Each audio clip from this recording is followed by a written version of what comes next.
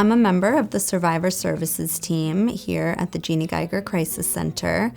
Our team is made up of 3 programs: the advocacy program, the clinical program, and the legal program. And these programs all work together to provide comprehensive services to survivors of domestic violence and their families.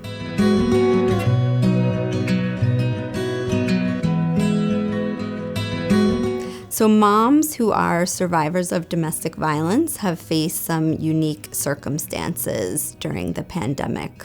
One being obviously that their kids have been home 24/7, leading to them having to be always in that parenting role, never having a break, huge disconnect with their usual support systems of being able to access like friends, family, grandparents.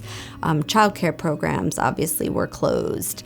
And so lots of moms being really overwhelmed. The children's needs also became much higher. The children's had higher emotional needs. They weren't seeing their friends. They weren't going to school. The lack of structure.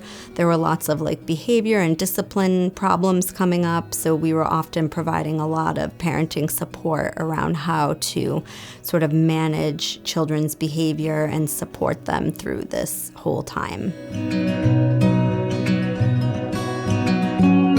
This was a huge impact on single mothers who are survivors of domestic violence because they're often, living on pretty limited incomes, paycheck to paycheck, and so interruptions in those financial resources obviously creates a lot of stress and anxiety for these families that were already under a lot of stress related to trauma and related to dealing with COVID.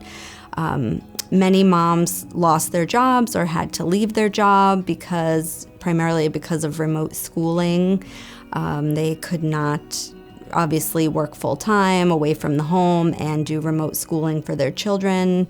So there was a financial impact there, as well as abusive ex-partners losing their employment and not being able to pay child support, or some just not paying child support as a means of power and control, knowing that their partner was so dependent on that money under these stressful times.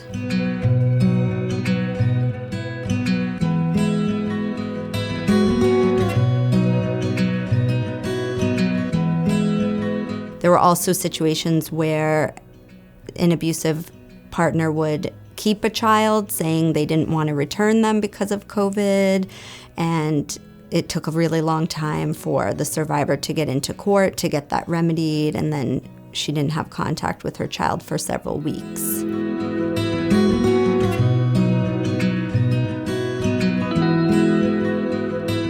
For survivors who are still living with their abusive partner, another issue that's come up is that the survivor is often bearing the burden of all of the childcare, working from home, the care of the home, the meal preparation, and all of that, which has kind of been a return to, traditional gender roles where the expectations are very high for women.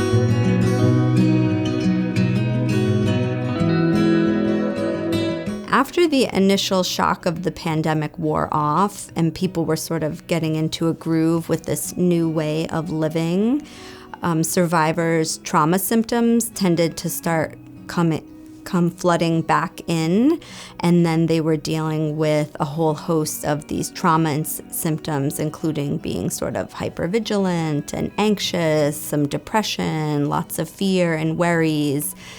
And that impacted their parenting and added to sort of that stress in managing their parenting. Children can start to sometimes take on behaviors of the abusive parent.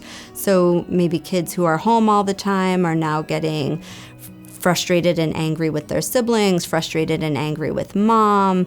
Maybe they're hitting mom or screaming at her, calling her names, and this becomes a trigger for survivors who then have a very hard time sort of managing their response to their children, which leads to some struggles around parenting.